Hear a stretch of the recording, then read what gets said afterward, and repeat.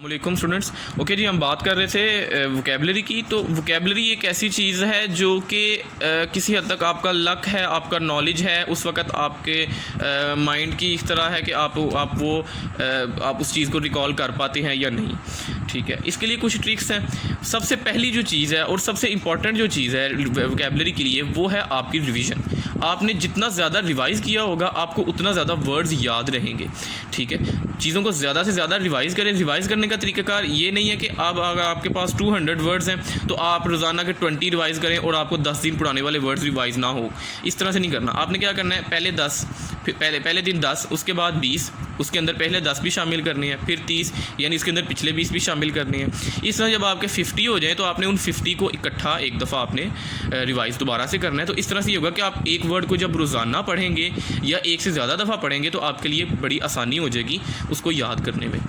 ठीक है, अगली जो चीज़ है कि ऑक्सफोर्ड डिक्शनरी में अब जब आप किसी वर्ड का सिनोनिम सर्च करते हैं तो जब आप वर्ड लिखते हैं जो पहला मीनिंग आता है, जो पहला फर्स्ट मीनिंग जो उधर आता है, फर्स्ट सिनोनिम जो आता है वो आमतौर पे अमूमन उसका फॉर्मल मीनिंग होता है। तो अगर आपकी जो बुक है, जिस बुक को भी आप यूज़ कर रहे हैं वोकेबलरी के लिए, अगर वहाँ पे फॉर्मल मीनिंग लिखा हुआ है तो या तो आप उसको मार्क कर लें, या अगर फॉर्मल मीनिंग वहाँ पर नहीं लिखा हुआ तो वहाँ पर आप फॉर्मल मीनिंग को लिख लें ताकि आपको आसानी हो जाए उसको याद करने में और आपको पता हो कि ये इंपॉर्टेंट है। आमतौर पर वहाँ पर फॉर्मल मीनिंग ही दिए जाते हैं।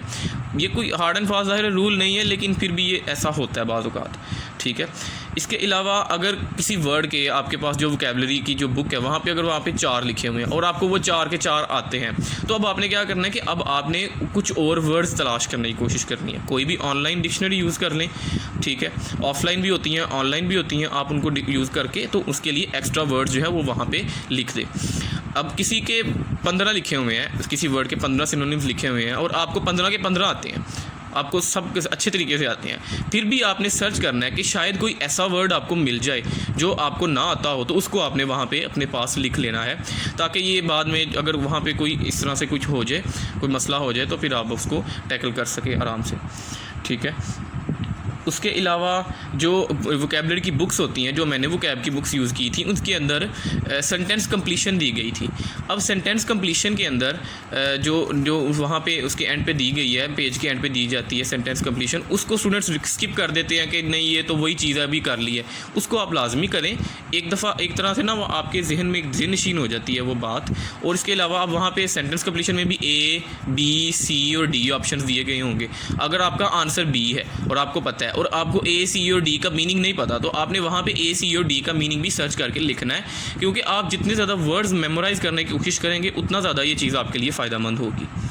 ठीक है, उसके अलावा अगर आपके पास 20 वर्ड्स हैं, ठीक है, और आपको उसमें से 15 वर्ड्स ऐसे हैं जो आपको बिल्कुल 100% आते हैं और आपको उनका मीनिंग आता है और आप समझते हैं कि अगर ये पेपर में आए तो मैं इनको कर लूँगा, तो आपने जो बाकी के जो 5 रिमेनिंग वर्ड्स हैं उनको आपने अंडरलाइन कर लेना है। ठीक है, और आपने उनको अच्छे तरीके से रिवाइज़, ज़्यादा अच्छे तरीके से उनको रिवाइज़ करने की कोशिश करनी है। और जब आपने वोकेबलरी को रिवाइज़ करना है पेपर से पहले, उस वक्त आपने क्योंकि कोशिश की जाती है कि वोकेबलरी 2 दफ़ा रिवाइज़ की जाए, तो पहली दफ़ा तो आपने सभी वर्ड्स रिवाइज़ करने हैं, जब दूसरी दफ़ा सिर्फ वो वर्ड्स रिवाइज़ करने हैं जो आपको मुश्किल लगते हैं। इस तरह से आपके लिए ये आसानी हो जाएगी। ठीक है, और उसके बाद अगली चीज़ जो है वो ये है कि निमोनिक्स, मुख्तलिफ निमोनिक्स मिलते हैं। फेसबुक पे ग्रुप्स हैं, व्हाट्सएप ग्रुप्स वगैरह हैं, निमोनिक्स सर्कुलेट करते हैं, हमारे पास भी थे। अगर मुझे वो मिल गई निमोनिक्स तो मैं उसका लिंक डिस्क्रिप्शन में ऐड कर दूंगा, आप वहाँ उसको देख सकते हैं। निमोनिक्स अपने बनाने की कोशिश करें, उनको याद करें कि वर्ड को किस तरह से तोड़ के याद किया जाता है। उसके अलावा जो इमेज दी गई है साथ, उसको अपने पास अपने जहन नशीन करें। इसके अलावा आपके पास जब आप टेस्ट देते हैं, कोई भी ऑनलाइन टेस्ट आप क्योंकि आप दे रहे हैं, और या फिर जो रिपीटर्स हैं जिन्होंने रिटन टेस्ट दिए हुए हैं, वो टेस्ट जब आप देते हैं तो उसमें आपके पास A, B और C एज़ यूजुअल ऑप्शंस होती हैं और आपका आंसर फॉर एग्जांपल A है, लेकिन आपके पास जो वर्ड्स B हैं, B, C और D हैं, वो आपके पास जो वर्ड्स हैं वो आपको नहीं पता उनका मीनिंग। तो अगर उन वर्ड्स का कोई मीनिंग आपकी वोकेबलरी के मीनिंग के साथ सिनोनिम रखता है तो आपने उसको भी वहाँ उठा के लिख लेना है। ठीक है, इस सब बताने का मकसद ये है कि आपने मैक्सिमम नंबर ऑफ़ वर्ड्स जो हैं वो एक्वायर करने हैं, जिसके लिए आपको जो है ना ज़्यादा से ज़्यादा एफर्ट करनी चाहिए। ठीक है, और अगर आपको ऑप्शन नहीं पता, यानी ABCD में आपको नहीं पता क्या है और आपके टीचर आपको बताते हैं और वो आपकी बुक में भी नहीं लिखा हुआ, तो इट गोज़ विदाउट सेइंग कि आपने वो चीज़ वहाँ पे लाजमी लिखनी है। ठीक है, इसके बारे में अगर आपको वोकैबुलरी के बारे में कोई इन्फॉर्मेशन रिक्वायर्ड हो तो आप मुझे ईमेल कर सकते हैं। Thank you very much.